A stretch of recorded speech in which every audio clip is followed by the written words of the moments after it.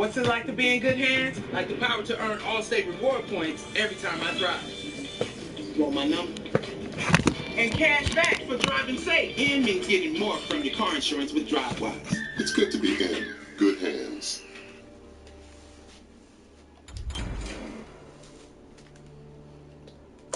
It happens in seconds. Moms and dads, you know that feeling. Your child gets lost in the store, maybe just wanders off for a second or two. Your heart stops, though. Panic sets in, and you think the worst. It's happened to most of us, but what if you had a secret weapon, an extra layer of safety, so to speak? How far would you go to keep your children secure? Would you be willing to microchip them? Experts tell us the technology already exists. Turns out one Bay Area mother is all for it, and she shared her story with our Melanie Michael. Chances are if you have a four-legged family member at home, it's already microchipped. And if the technology exists to save Fido in an emergency, what about microchipping your child? Oh, my son back! We've seen it in movies. They got my daughter! Over and over again, children gone missing. Stephanie's teenage daughter is a special needs child, prone to wander off and trust strangers. For that very reason, Stephanie wholeheartedly welcomes microchipping a child. If a small chip the size of a grain of rice could have prevented a tragedy, I think most parents, hindsight would have said, I wish I would have done it. A well-known technology expert out of Boston tells us microchipping poses little to no health risks and would act as a barcode of sorts. Without question. It could save a life. And it's the size of a grain of rice, very, very small. And the expert that we spoke with actually tells us that barcodes were introduced in the late 1960s, and back then people thought, this is way too invasive and too weird, and now barcodes are so commonplace that we don't even think about them anymore. The expert tells us this will happen sooner rather than later. But, have companies actually tried this? That's a different scenario. On purpose, that person could be in trouble. Yeah, Greg and Rosanna, good morning to both of you. These guidelines seem to be the first of their kind in the country, and they come from the New York City Commission to protect the transgender community. There are about 75,000 transgender people living in New York City. So according to these guidelines, business owners and landlords. Police have seized a 13-year-old girl in Houston from her two black legal guardians without cause. Now, this 13-year-old girl, Landry Thompson, was in Houston for dance training. She wants to be a dancer. And the two black men that she was with was Emmanuel Hurd and Josiah Kelly. They're actually her dance instructors. Now, she was going to go away during the weekend with them so they can train in dance. And her parents actually signed a legal document. It was a notarized legal document indicating that for that weekend, these two men will be her legal guardians. However, they stopped at a gas station to get directions to the hotel that they were staying at, and because of the long day of training, they say that they all dozed off in the car. Well, police showed up and asked why this 13-year-old girl was with these two black men in the car. They explained the situation, showed the document, the notarized legal document indicating that they were the legal guardians for this 13-year-old, and police didn't care. They seized the girl, they put her with Child Protective Services, and the two black men were detained. They had no reason to detain them, and they still have not given a reason for why they did what they did. The only crime here was that a 13-year-old white girl was in a car with two black men. So, I don't look at it as harshly, but I wonder how you guys, where you think the line should have been drawn. So first off, if a cop comes and sees a 13-year-old, forget the races, a 13-year-old girl with two grown men of any race, right? I don't blame the cop for checking in on that. Yeah, I like that the cop checked in on that. Checking in and doing what they did, two completely different things. If they want to ask questions, I totally understand it. I think they should ask questions, right? Regardless of whether or not they're black or white or whatever, right? If you see people passed out in a car at a gas station, as a cop, you can say that they're loitering, you want to see what's going on, that's totally understandable. But for them to show the document and say, here's a notarized document indicating that we are not doing anything wrong, we just passed out, we're sorry, we're going to leave now. and they still ignore that, and they detain the two men for 11 hours. Well, so 11 hours? 11 hours. What are they doing for 11 hours? Can't they call the girl's mother? I know. So that's the thing I was going to say. Would you have let where do you draw the line? Would you have let them go as soon as you saw the document? Because I don't know that I would have. I don't know. I wouldn't. I don't think. I mean, as long as there wasn't a ruckus, I would have said, hey, look, guys, you got to understand the situation here. I can't let you go with this 13-year-old girl. I see what you're saying with the notarized document, but I got to check up on it, right? So you can either come with me to the, you know, to the police station. You can stay in the car, whatever it is. But I got to call the mom. I can't just let you leave here. Right, so on the other hand, don't get me wrong. Handcuffing them, detaining them for 11 hours, assuming they're guilty, you know, not caring about the paper, it's clearly over the line. I totally disagree with you. So Emmanuel Hurd said the following: they just pulled us out of the car and put our hands behind our backs like we were criminals. The officer asked me, "Who's the girl?" and I said, "She's my student." And the girl's mother, Destiny, said the following. She said, "I was horrified. She was with the people I wanted her to be with. She was with people I trusted, and now she was taken away from these people and put in a shelter with people I didn't know."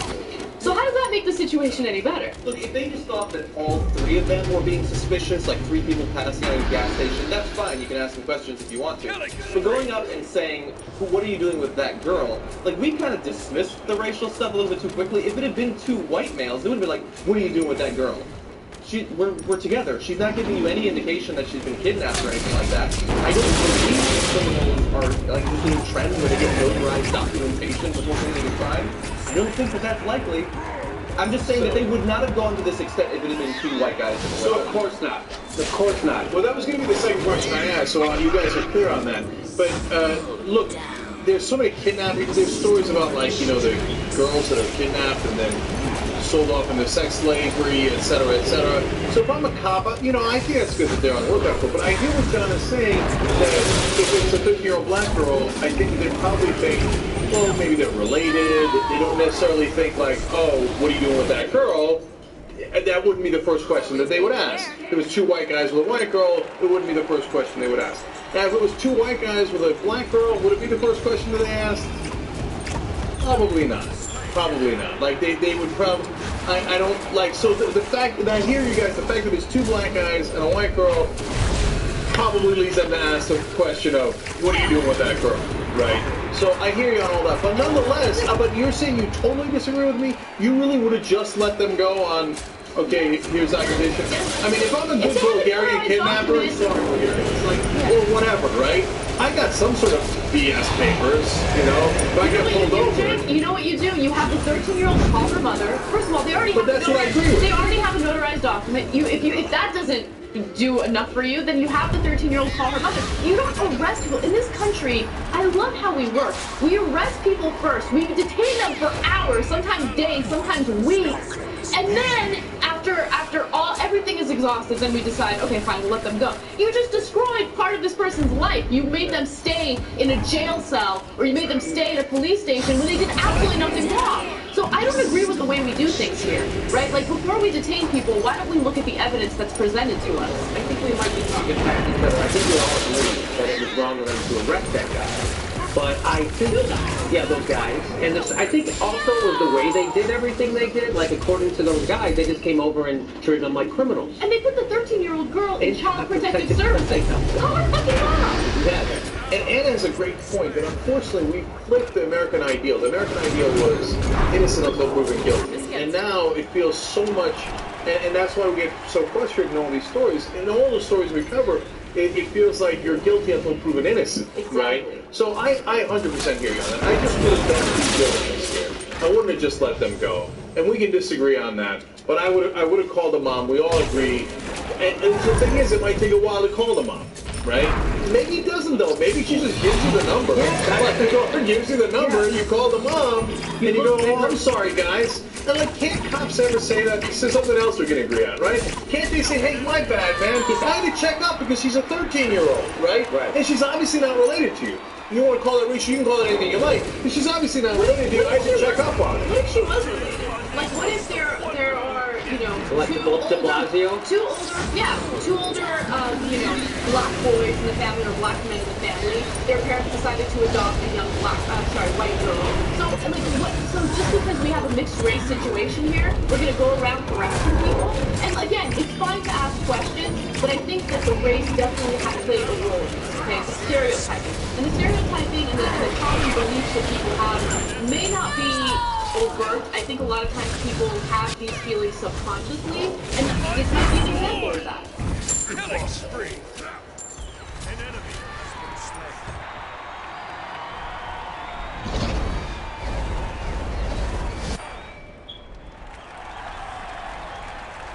An ally has been slain.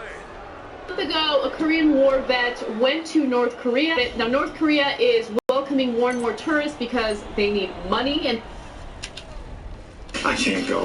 Our DVR is full. We're in negotiations. Here's the latest offer. I delete all my Game of Thrones and Mackenzie gets to keep My Little Pony. I can't work with this. Advanced TV customers can upgrade to Contour DVR service for as low as $15 more a month.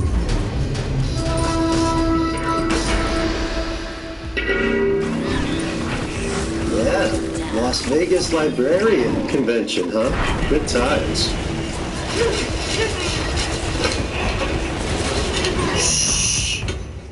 Shh. Time to check out.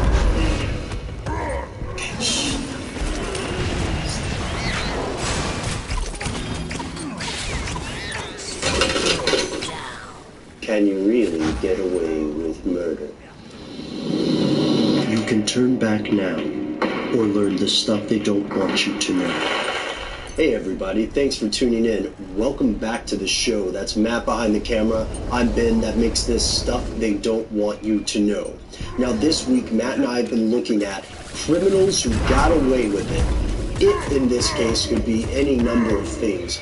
For our upcoming episode, we look at some very dark stuff. Murders, acts of mass murder, even cannibalism. And this got us thinking. How difficult is it to get away with murder? Or maybe a better way to say it is, how easy is it to get away with murder? Could you do it yourself if you were the murdering type, which we hope you are not? We ask this question because every year, thousands of homicides go unsolved in the United States alone. Now, this doesn't count questionable deaths, where they wonder if it was a suicide or an unreported accident. We're talking about clearly this person was murdered, we have no idea who did it, and we can't find it. Thousands of those happen every year.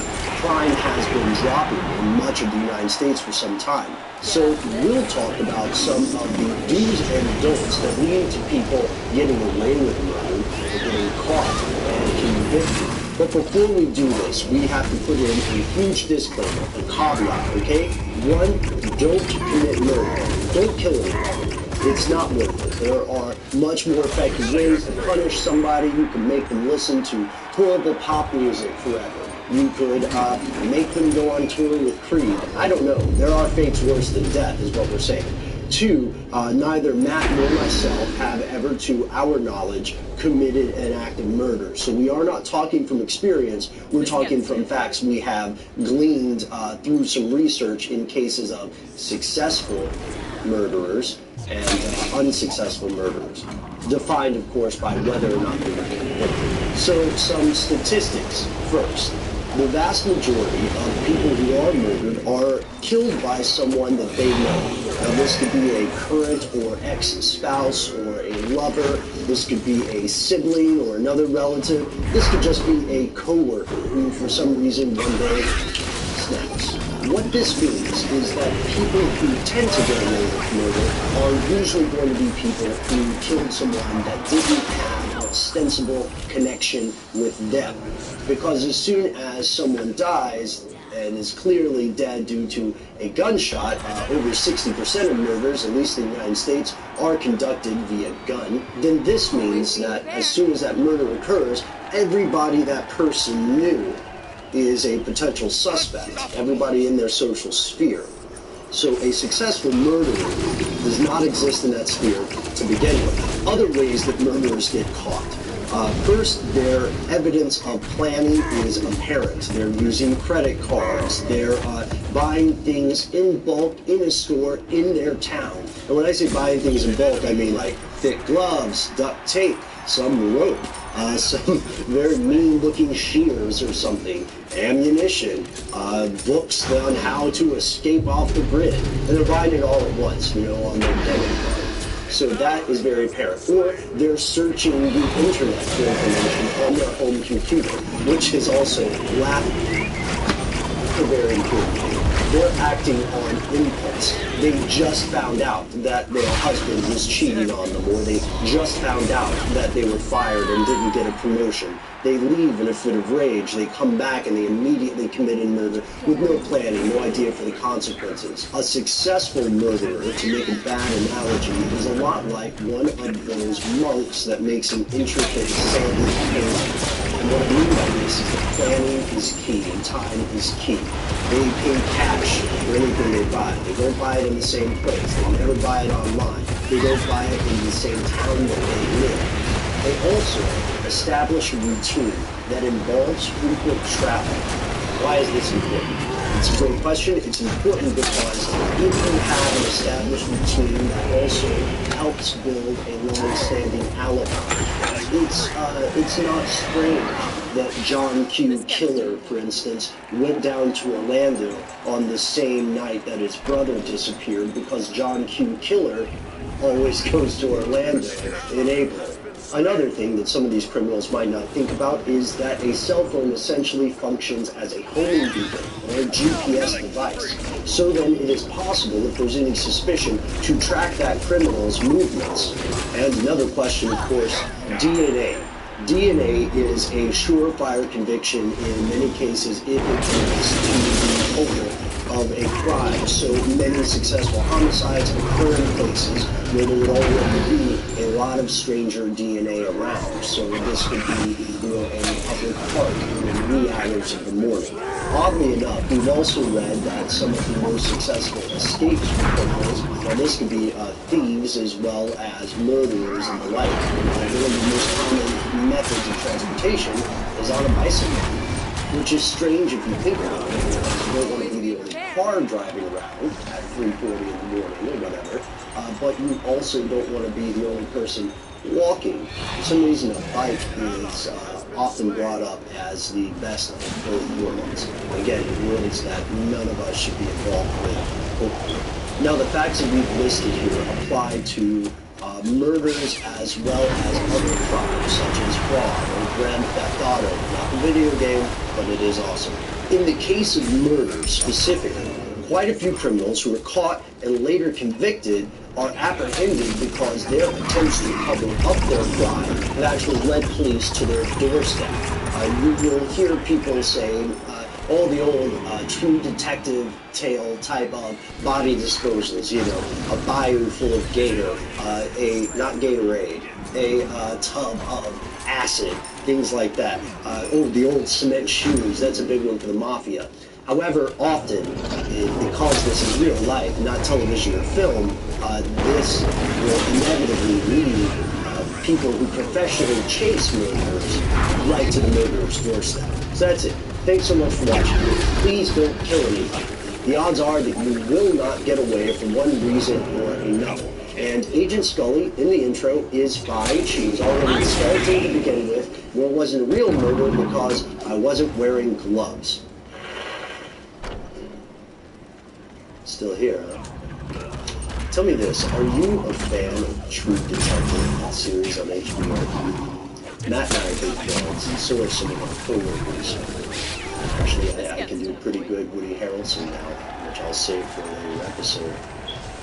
But it got us thinking about some stuff that will inspire the series next week. I was thinking about madness, hidden religions, cults, some of which you probably haven't heard of. Stay tuned.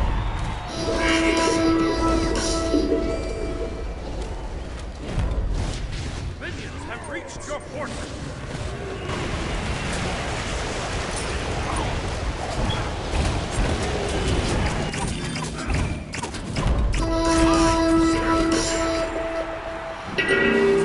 Can you start your own cult? You can turn back now, or learn the stuff they don't want you to know. Have you Chuck, so much quick question. I know you're about to go in and record, right? Yeah. Matt and I are starting a cult. Would you be interested in joining our cult? Instinct says yes. But what, like, just give me some beats. Oh, okay. Well, sustainability is really big. We were talking about that. So we're going to be sort of a locally grown, eco-friendly type cult. Okay. And we think that human communities are sort of like a demigod and then like a real god and nature. Okay. So we're going to, we are going to recycle a lot. And we're also going to isolate and play a lot of music. Yeah, sure. We get, everybody gets an instrument. Yeah. And we can choose. Okay. Stuff. Yeah. Do you have a recorder player? We don't yet have a recorder player. You know, has 2 thumbs and a recorder. Is it that guy? Yeah. Okay, so you're in? Yeah, but it's not a band. Like I want it to be like super culty. No, yeah, cult is definitely. I'd say if you look at percentages, it's like 85% cult. Okay. Maybe 10% band and 5%. Just hanging out, just good times. Okay. Count me in, buddy. What? Okay. Yeah. All right. Cool. No take backsies. No take backsies. Is that the secret handshake or what? Yeah, that's our secret handshake. Yeah. It's just we call it a secret handshake. So. Well, no one does that anymore. Yeah. I think you own it. Thank you, man. Hey, no problem. All right, so I guess I'll see you on. We meet on Tuesdays. Shirts, extra large. Cotton blend. Okay. Yeah, you got it. Hey, and thank you. No problem. All right. See you. Matt Speed. That's what we say now. Matt Speed. Hello, welcome back to the show. That's Matt behind the camera. I'm Ben. That makes this stuff they don't want you to know. And this week, we're taking a look at cults. Now, some of these might be cults you've heard of, such as David Koresh's outfit in Waco, Texas, or maybe even Heaven's Gate a few years back in California. But we're also looking at obscure cults, and this got us very interested in the way that cults work. How do you start your own cult?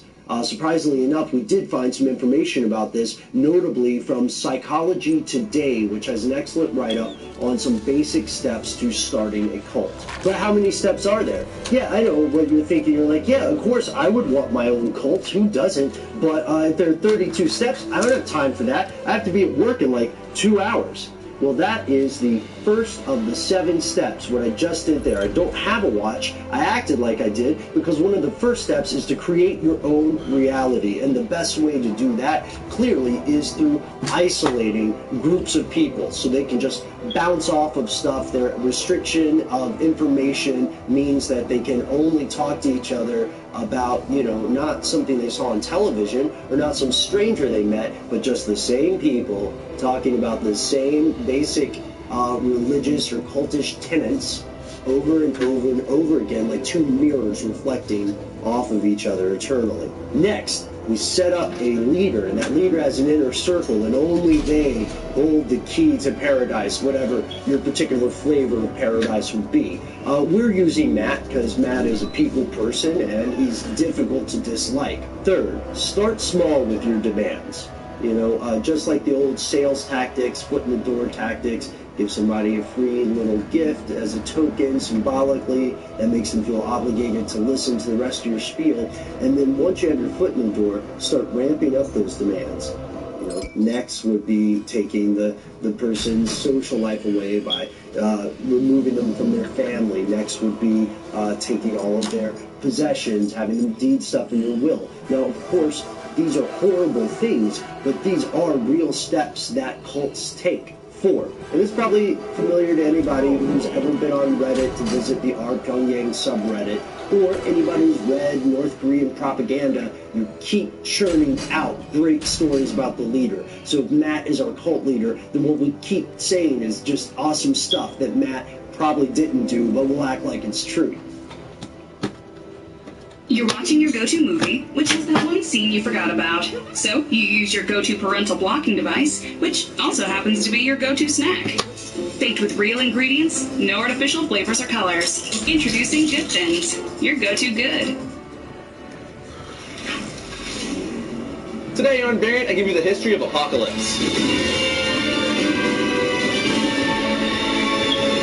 Welcome to Variant, where we love comics more than I would love for X-Men and Fantastic Four to be part of the Marvel Studios cinematic universe. I'm your host, Aris Quinones. As we all know, X-Men Apocalypse hits theaters in the US May 27th. And since the movie is going to focus on Apocalypse, of course I had to tell you all about this extremely powerful mutant, so you have a better idea of what he's all about going into the movie. Before we get into that, we wanted to thank all of you for sending in your videos for the upcoming 1 million subscribers episode. The response was literally overwhelming. In fact, so many of you responded that we had to push back the episode to next week to make sure we had enough time to go through all of them and get as many in as possible. So be on the lookout for that late next week. And I just want to say again, the 1 million subscriber giveaway, people, serious swag. But with that said, let's kick this pig.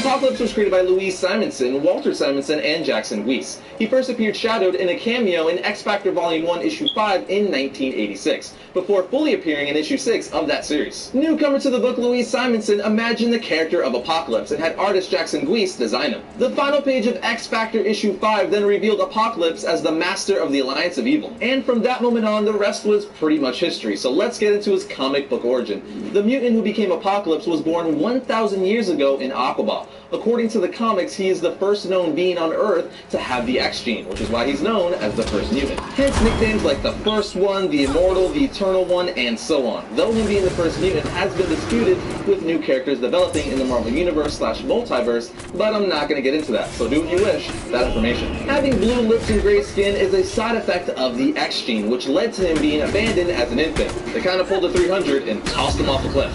Except, I don't think they really tossed him off a cliff. At least, I don't think they did. Anyway, he is rescued by Ball of the Sandstormers. Ball's like the only one who sees that this child has a crap ton of potential and a strong will to survive. So Ball names him En Salbanor, which is Arabic for the morning light. But even though that's what it really means, Marvel translates it to the first one. The Sandstormers live by a survival of the fittest mentality, and believe that only those who are strong enough to survive conflict and hardship are worthy of life. It's about this time that the time-traveling King the Conqueror appears in Egypt and assumes the identity of Pharaoh Ramatut. Since he knows who En Salbanor is going to become and where he is, Ramatut sends one of his generals, Ozymandias, and his army to annihilate the Sandstormers and find Baby Apocalypse. Well, not Baby Apocalypse, but Young Apocalypse. During the attack by the general's forces, En Salbanor and Baal are injured and hide out in a cave. Baal dies, but before he does, he reveals advanced alien technology that is hidden in the cave, which was left behind by the deity-like aliens known as the Celestials. Pulling a Darth Vader and being all like, actually, that didn't happen. But En Salbanor did vow revenge on Ramatut for Baal's death. Seeking revenge, En Salbanor enters the Pharaoh city posing as a slave, but instead decides to hook up with Ozymandias' hot sister Nefri. I guess that's an understandable distraction. Nefri was into it until she saw his true appearance, at which point she rejected him and went to her brother for protection, effectively giving us our first recorded restraining order. That counts, right?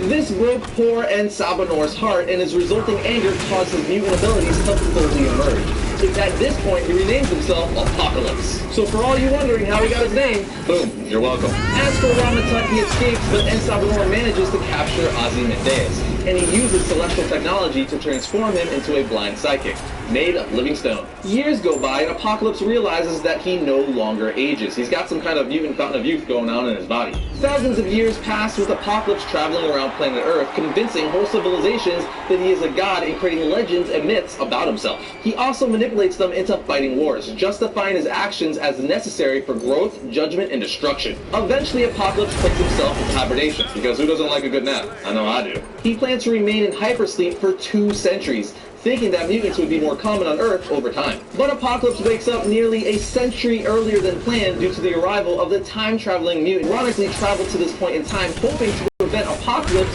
from from awakening, but clearly that didn't go over too well. Apocalypse then decides the Earth is ready for more testing, and then hires the Alliance of Evil to capture the mutant Michael Nowlin because he can boost the powers of other mutants. This plan brings Apocalypse face to face with the first incarnation of X-Factor, when the team was composed of the original X-Men. And that, ladies and gentlemen, brings us full circle to Apocalypse's first appearance, but now let's talk about the people who you're probably curious about due to the X-Men Apocalypse trailer. Apocalypse's 4 Horsemen. The 4 Horsemen are incredibly powerful, genetically enhanced superhumans, handpicked by Apocalypse himself. They're basically like having 4 very strong right-hand men. The first of the 4 Horsemen ever recruited by Apocalypse was Plague. She was recruited during the Mutant Massacre as Pestilence. The second was Abraham Kairos, who was given the name War. The third was Autumn Rolfson, who became Famine. And the last of the original 4 Horsemen was Angel, who had lost his wings, but he was given awesome razor-sharp metal wings and blue skin to replace them. Because apparently if you're a mutant, having blue skin is all the rage. I mean, you got Nightcrawler, Beast, Mystique, Natiri. Yes, I know that last one is an avatar, but you guys get the point. Anyway, Apocalypse corrupted Angel and turned him into a cyborg called Death. But of course, Angel later regains his identity and helps his friends defeat Apocalypse, taking on the new codename, Archangel. Now let's see, I told you a little bit about how Apocalypse was created, I told you about his origin, and I told you about his 4 Horsemen. So now we have to talk about what a Vampy is, meaning, let's talk about what he's capable of. Apocalypse is one of the most powerful mutants to have ever lived. He's actually one of the most powerful beings in the Marvel Universe, period. He has a wide variety of superpowers that were enhanced, modified, and amplified to be far beyond their original limits. They were amplified after exposure and merging with the celestial technology, which also allowed Apocalypse to gain several new powers as well. Because of this, Apocalypse has several superhuman powers unlike most mutants. Apocalypse's powers seem to have no limits. Even Apocalypse himself has said he is still not fully aware of the powers he has been given from the Celestial Starship. Apocalypse's powers will constantly grow and evolve to higher and greater levels over time, and his celestial armor is almost impossible to break or penetrate. Apocalypse can also shapeshift. He has complete control over his body, meaning he can turn his limbs into hammers, saws, plasma cannons, and so on. He can also alter his size and mass, which most of us probably remember from the 90s X-Men cartoon, but we even see it briefly in the X-Men Apocalypse trailer. So needless to say, it would suck having to fight someone who could do all of that. Going through his powers in rapid-fire style, he can also shoot energy blasts, he can fly, he has super speed, telepathy, telekinesis, a genius-level intellect, and he's a tactical genius. Now, even though he has all these powers, he does have a weakness. The downside to Apocalypse being altered by celestial technology and his power enhancement was that the techno-organic virus was needed to allow this to happen. And because of this, his body is slowly being eaten away by the virus itself, causing him to find and switch bodies regularly by transforming his consciousness and powers into another host, when one becomes too weak. Now, before I give you all some reading recommendations for Apocalypse, I just want to state that I know I left out several parts and events of Apocalypse's history, but everything I did mention is enough to give you guys a solid overview of the character. But all this brings us to reading recommendations. You have Age of Apocalypse, The Rise of Apocalypse, Executioner's Song, The Apocalypse Solution, and Fall of the Mutants. From May 23rd through June 5th, cops are stepping up enforcement to crack down on motorists who are not wearing their seatbelts. When you're not wearing your seatbelt, you're risking serious injury or death. And unlike a TV show or a movie, there's no rewinding and no do-overs. Why do cops enforce seatbelt laws? Because in real life, Here comes number 1 and Steel Dealer Days with the #1 selling brand of outdoor power equipment in America, like top-rated trimmers and legendary steel chainsaws. Search STIHL or visit SteelDealers.com.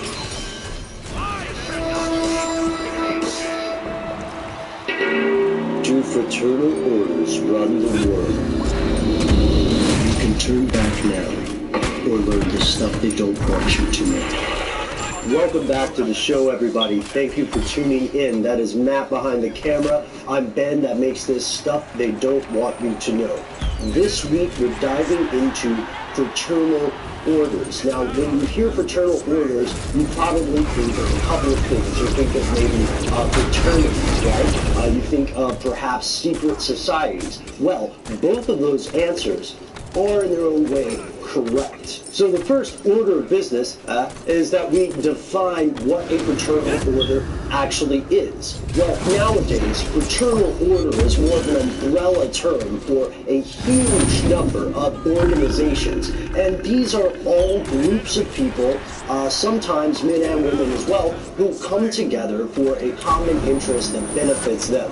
It sounds pretty vague, right? One of the big things to remember is that these common interests, again, in the modern day, are usually something that is social rather than something familial. So, although they call themselves a brotherhood, they're connected by this mutual interest rather than some sort of mutual bloodline in most cases.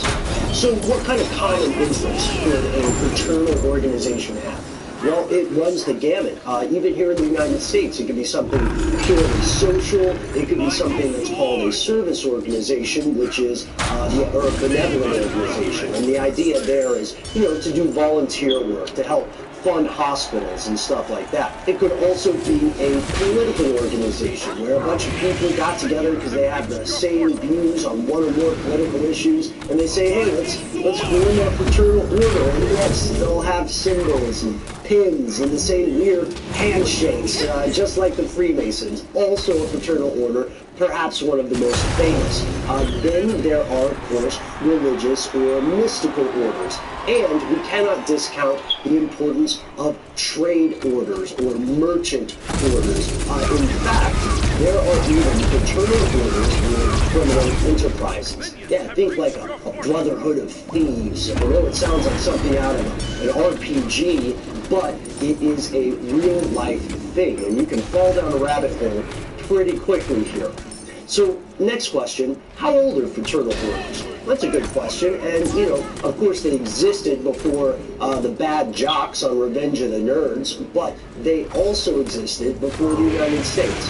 In fact, they existed before what we know of as the modern European states. Fraternal orders, or at least evidence of their existence, dates all the way back to the Mithraic Mysteries, a mystery religion in ancient Rome, and before that there's evidence of fraternal orders in ancient Greece. Now, these orders were, again, religiously based, so these would have secret rites, these would have levels of initiation and knowledge and privilege that comes with those levels. And speaking of Europe, let's fast forward just a little bit past ancient Rome and Greece into more the Middle Ages of Europe, and that's where we find the rise of trade-related fraternal organizations, or in other words, guilds. Now, the guilds that come around in Europe definitely are fraternal organizations. Weirdly enough, a lot of those guilds are still active in the city of London today. That deserves an episode all its own, so comment if you want us to do an episode. Audio, video, I don't care. I am champing at the bit here. Now, of course, at this point you might be wondering, what? Medieval trade guilds in the city of London? Do they really need saddles still in the middle of such a huge metropolitan area? Well, the answer is that they're doing something completely different nowadays. Spoiler alert. We'll have to do this episode. We'll have to do this episode. Next question. How many fraternal orders are there exactly?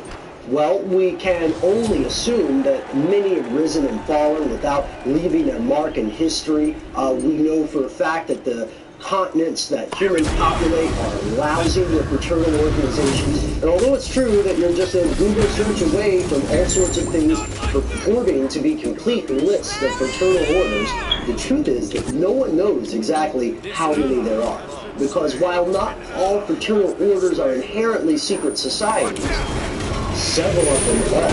And you could name just a few. You're not supposed to reveal some of the initiation rites for Freemasons. And you're also not supposed to talk about organizations like the Skull and Bones, even if you are or were a president who also was in that organization in college, and even if your opponent in the last election was also a member. You just can't talk about it.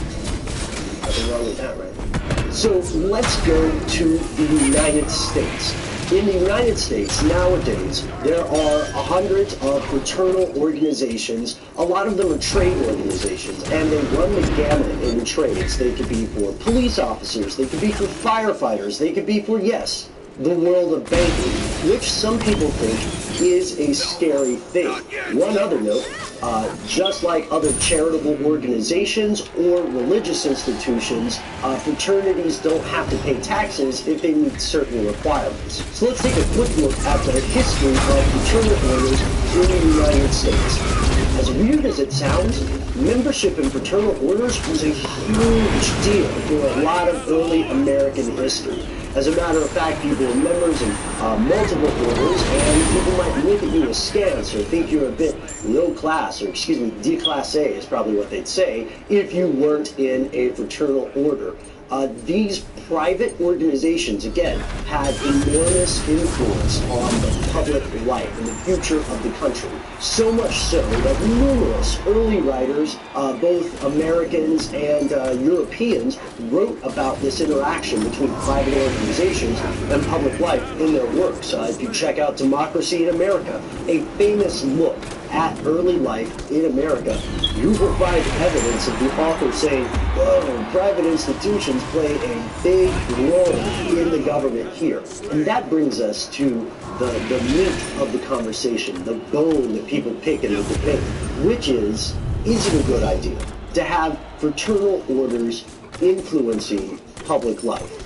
Is it an exaggeration to say that they still have as much influence as they do in the modern day? Opposition to various fraternal orders has been around as long as those orders existed, at least in the United States. For instance, one of the early third parties in American politics was, get this, the anti-Masonic Party. True story.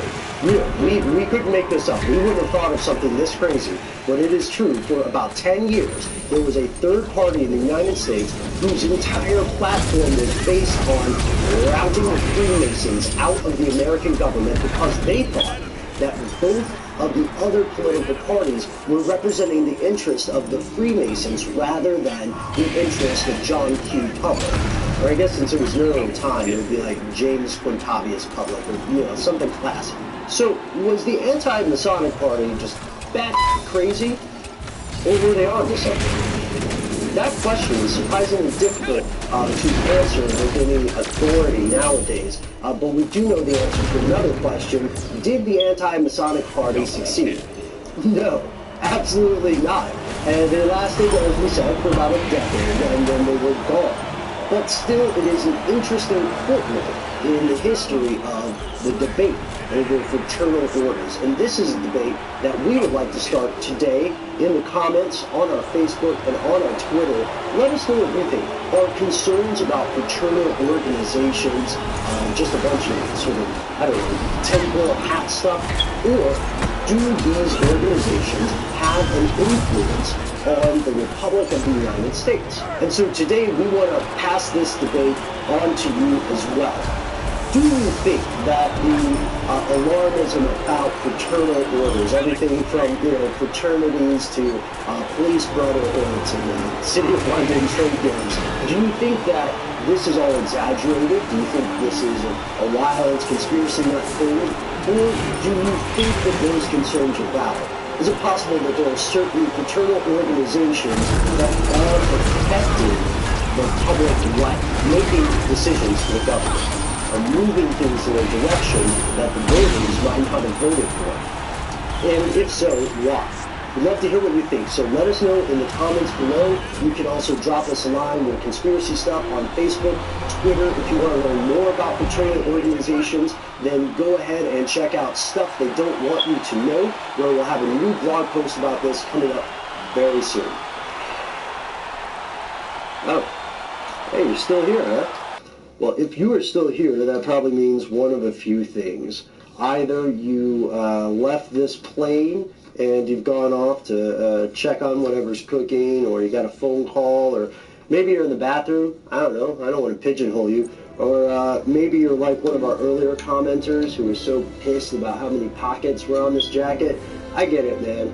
I get it. I've lost stuff in here that I still can't find. What is this pocket doing here? No idea. Or you might just be watching to figure out what we're doing next week. What we're doing next week might be interesting to quite a few of you, especially if you're one of the criminals that we're talking about and watching this show right now. Well, Ben, you might be asking, if someone committed a horrendous crime, how could they be sitting around watching your little show on YouTube? Well, great question. Next week, we're talking about criminals who got away with it and are alive today.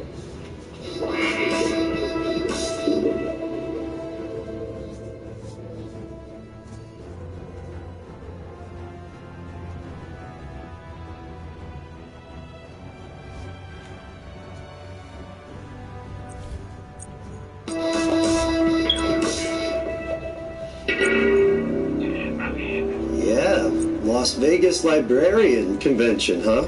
Good times.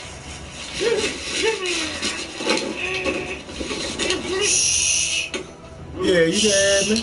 Time to check out. Okay, shh, no, sleep.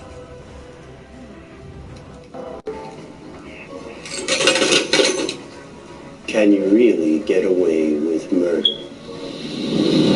You can turn back now, or learn the stuff they don't want you to know.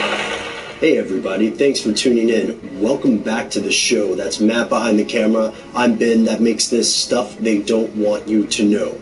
Now this week, Matt and I have been looking at criminals who got away with it. It, in this case, could be any number of things. For our upcoming episode, we look at some very dark stuff. Murders, acts of mass murder, even cannibalism. And this got us thinking, how difficult is it to get away with murder? Or maybe a better way to say it is, how easy is it to get away with murder? Could you do it yourself if you were the murdering type, which we hope you are not? We ask this question because every year, thousands of homicides go unsolved in the United States alone.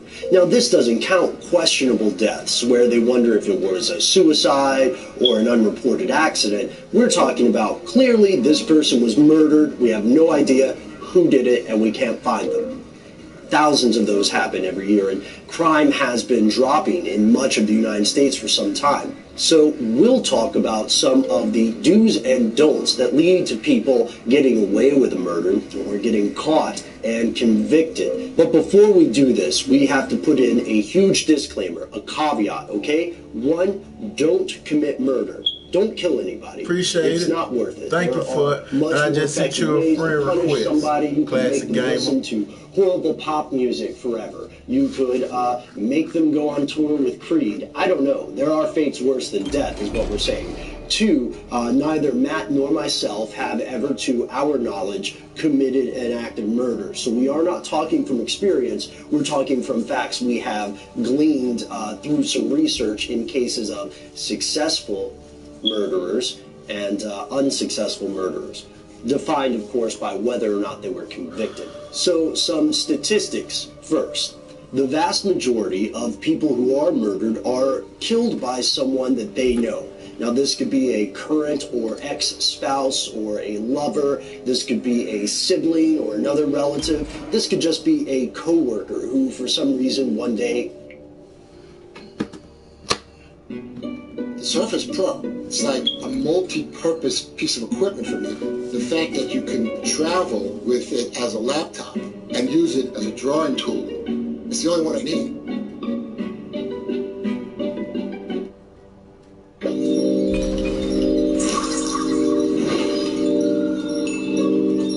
When he talks, people listen and obey.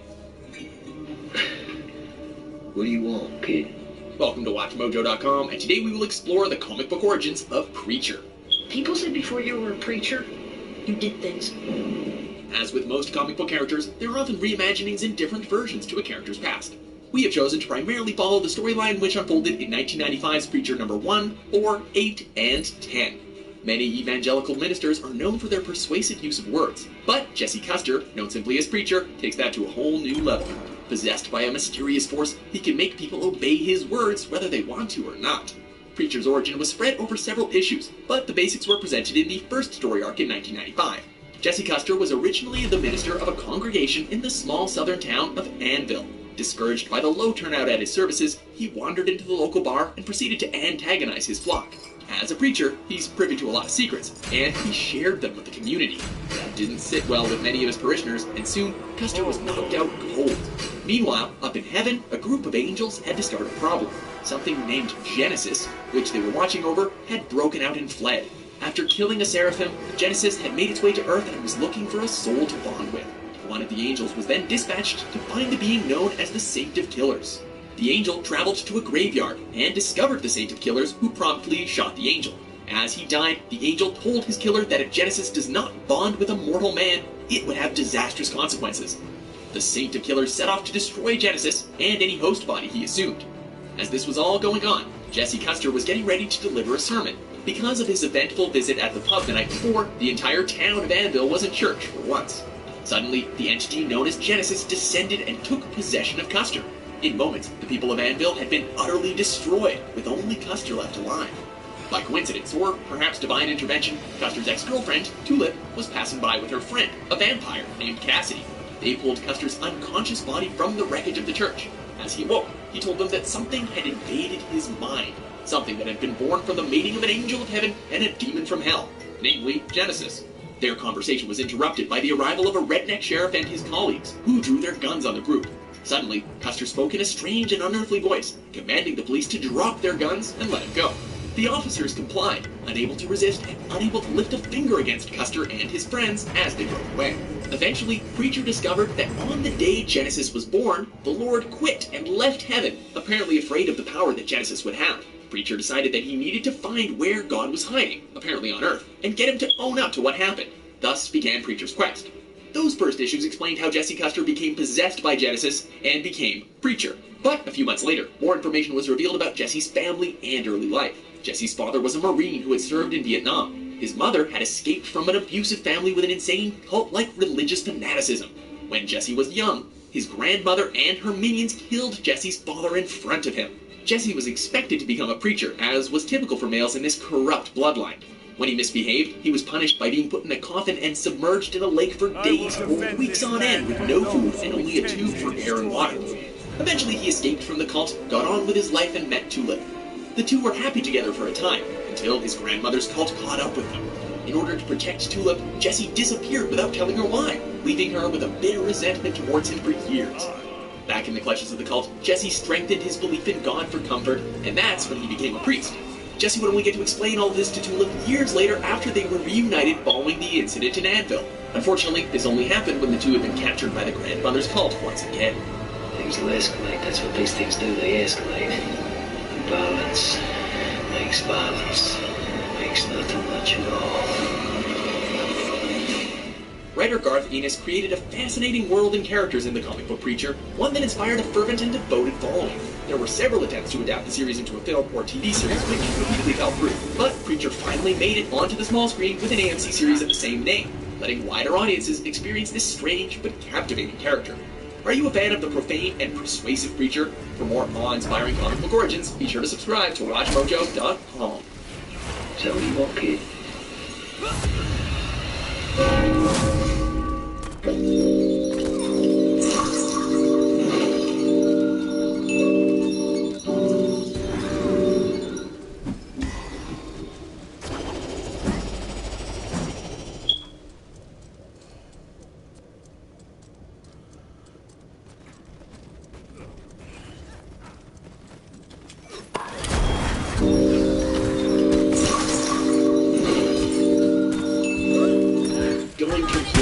Means something totally different for this powerful telepath. Yes, I mean, I think so. Welcome to WatchMojo.com, and today we will explore the comic book origin of Psylocke.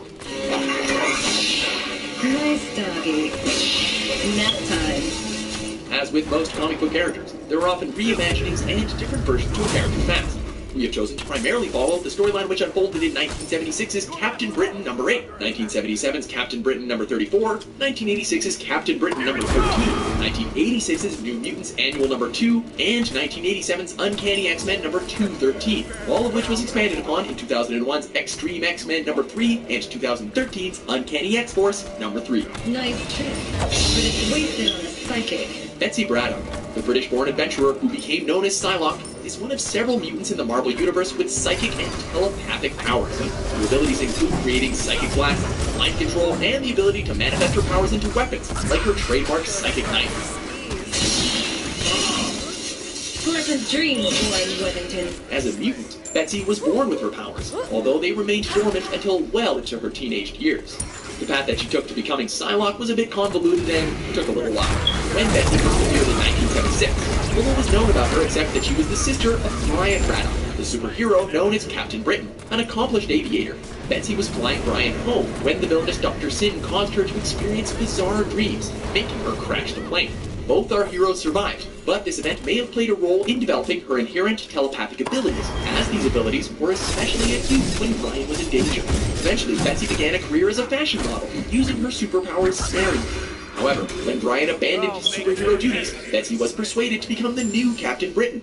In this guise, she had a fateful encounter with the villain known as Slaymaster, in which she was blinded and severely beaten. The original Captain Britain showed up a bit too late to help her, but made sure the villain would never hurt her again.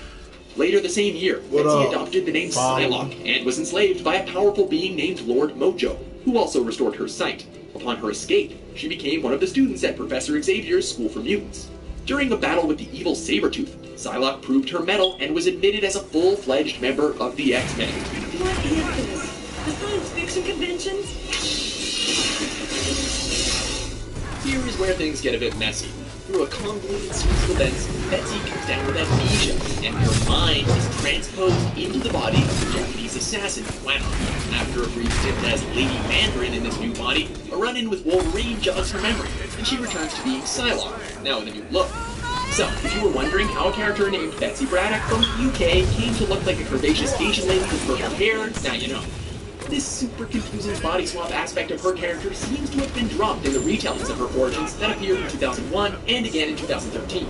In these versions, readers learned that Betsy moved from the UK to the US to pursue a modeling career when she was 16 years old. As you can probably guess, these versions redrew her to more closely resemble the Quanon-bodied counterpart. Anyway, at this point, Betsy had been suffering from migraines for some time, but now they worsened considerably. This turned out to be part of the switch, as her mutant powers went from latent to full-blown. Puberty. Naughty, naughty, Psylocke. Keep pulling stunts like that, you'll end up back in MRD custody. Betsy became extremely successful as a model, reaching a level of recognition that was truly impressive. But even then, she was involved in heroic activities, working as a government agent. As a supermodel, she had access to the infamous Hellfire Club, and was tasked with infiltrating it and retrieving vital information. There, she met Sage, another telepathic mutant, who was working undercover for Professor Xavier. This encounter eventually led to her involvement with the X-Men. Psylocke is one of the most powerful telepaths in the Marvel Universe. Combined with her early government training, this makes her dangerous for villains to cross. The Psylocke of today is a far cry from the Betsy Braddock of 1976. What do you care about your fellow mutants? Are you a fan of the mind-bending Psylocke? I knew you wouldn't let me die. Fool. For more comic book origins, be sure to subscribe to WatchMojo.com. A discus from the first of Philippines. Should be worth a few pennies. A ninja sports fan. I keep my baseball cards in my book.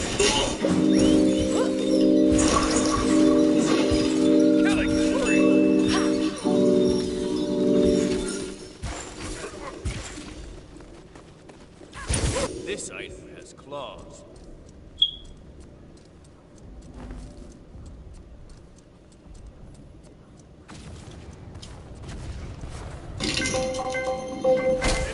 Nightcrawler, the German demon-like former circus acrobat, is a popular member of the X-Men with the mutant power of teleportation and a prehensile tail, perfect for swashbuckling. He's an easily recognizable character and one of Marvel's more popular mutants, but before joining the X-Men, this furry blue elf was almost a DC character.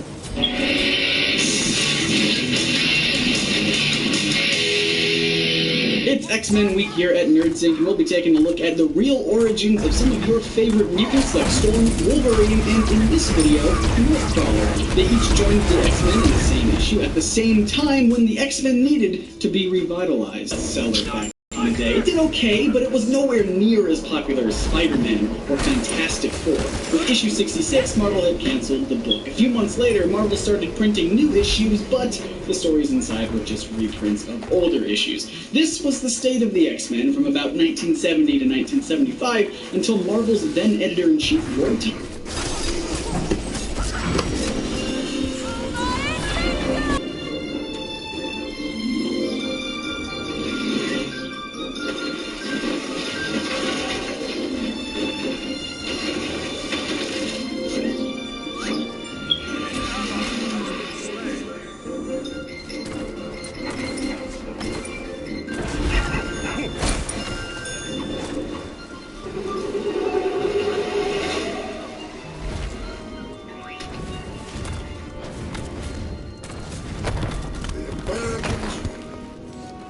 There's a reason they call it. We've got them now. Who's there? Your last house. Killing spree.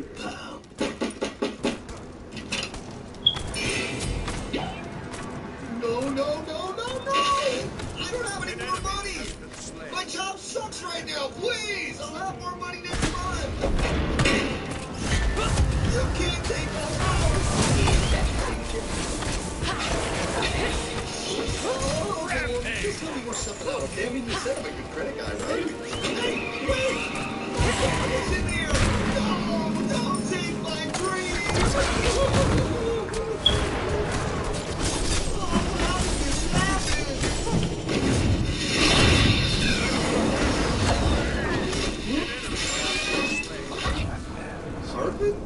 Is that you? Been a long time since the post grade.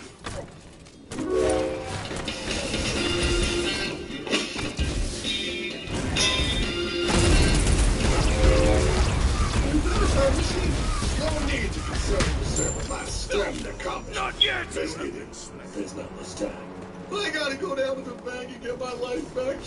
They took everything! Oh, bank ain't gonna help you now. Down in the truck.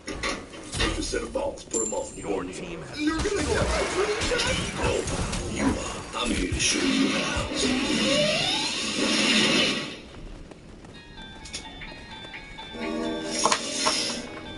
Submitted for your approval. Very well. First National Bank. What is a bank, you ask? A curious place where both space, time, and irony exist. And yet, don't. Are you gonna be doing that the whole time? Pay attention, Pyle. Exhibit A, those who have come to deposit and safely store their earned monies. Exhibit B, those who need to borrow said money for purposes unknown. Hey! That's me! There go. Exhibit C, the bank only has so much money in the vault to lend out to people such as you. Hey! Hey, that's the guy! He took my house! Really screwing my vibe here, Pyle. Space-time continuum. He can't hear. Just let me narrate. Where was I? So you see, by the time we got to you, Pyle, his bank was out of money. But he gave me lots of money and charged me a lot of interest. Yes, that's the only way banks make money, by making debt loans. Debt equals money, Pyle. Remember, debt equals money. The more loans they make, the more money they make. But if they don't have any money, then where did my money come from? You're gonna want to take a step back, Pyle. Whoa! No way! Yes, buddy. And let's Hey, buddy! Buddy! Not like this! Oh, they did exactly that, Pyle. Remember, banks make money by making loans by selling debt even to bad credit risks. Yo, have some money, dude! Just sign here. Oh my gosh! They called it free money. Yeah, that's exactly what my loan guy told me. Free money! But it ain't free. The worst part was offering money to people who don't even need it. People, Pyle, like you. You're right. I didn't need him. I was happy here. I didn't need it.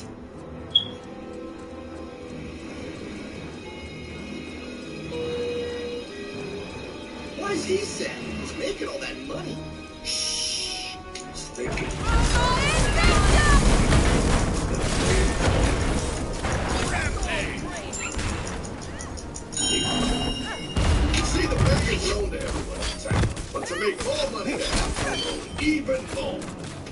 war? How much money do they need? What's that? No, that's right. Credit card.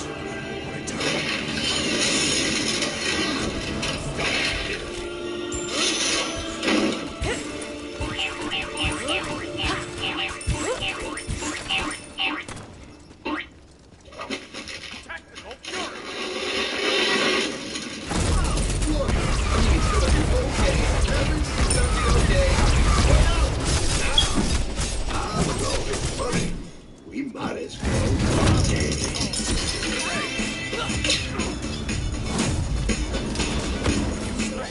Oh, this is awesome! I needed to get my hands here. When I get back, I'm gonna straighten all this out. I just hope Dream is doing okay. I'm going to get you, my pretty. Help me out, just he is. I'm sure he is. You put it on this time. Give us something to say. No, not yet. Wait a second, Herman. I just thought of something. If I got this money from the bank, and the bank got it from the Federal Reserve contracts, go on. Then where does the Federal Reserve get their money? Real nice time, ladies. Real nice. Excuse me while I borrow. Say, Hartman, why am I wearing a burglar bikini top? Because no one is allowed inside the fort. Not you, not me, no American citizen, no duly elected member of our Congress, not the Supreme Court, not the Supreme Court, not the Supreme Court, not the Justice Department, not the CIA, DIA, FBI, ATF, ATE, NBC, not even G-O-D.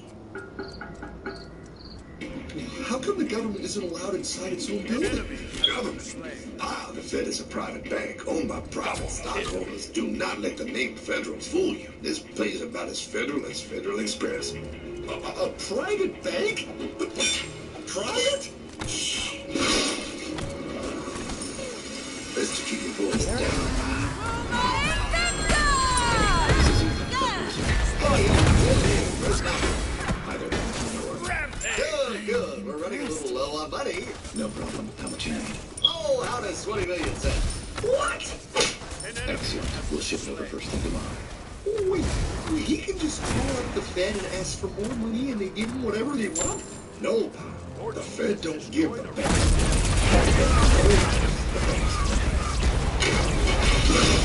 The banks have to pay us back with interest. Come on, Tucker. Wait. I still don't understand. Where does the Fed get their money? I mean, if they're a private bank. You said they're a private bank, right? Okay, so who puts money into the Fed bank? This is Mel, United States Mint. I am Mel. First National needs another 20 millies. We're already running the presses full steam here, Ethan. Gotta keep making moves. Gotta keep the money flowing. All right, you're the Fed. How do you guys say? 20 million more. Stop him. I don't get it. What's so wrong about the Fed printing money? Because it's unconstitutional, pal.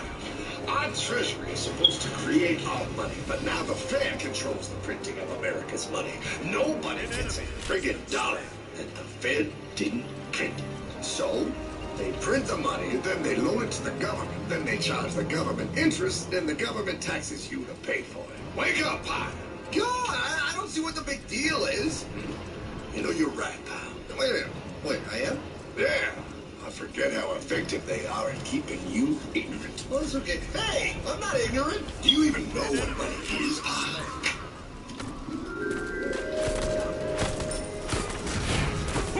In long ago, people thought they traded things they had for things they want. I'll treat you my best. I don't like it really. Sweet berries. They're not sweet. They're old, and I don't like berries. No, as you can see, these creation created some problems. Then one day, a gold Now, everybody thinks gold is valuable, so why doesn't everybody trade gold for things they need? Price was set for gold, and now it was very easy to conduct carries because people could trade gold for all the things they needed. Whoa! Oh my gold! Hey, stop them! Stop!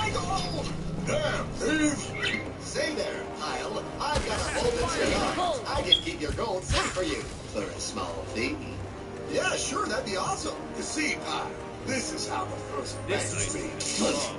There you go, Lyle. I owe you 100 gold coins. Okay, great.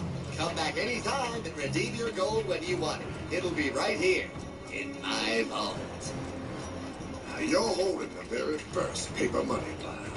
Wow, this is great. It all makes sense. Oh, that's right. It was good. Everybody started using IOU because everybody knew the IOU was as good as gold. Wow, this candy is really a good price. 1 IOU.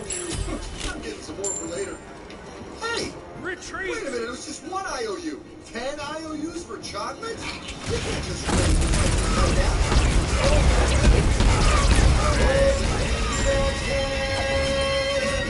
Wait, that is just freaking wrong.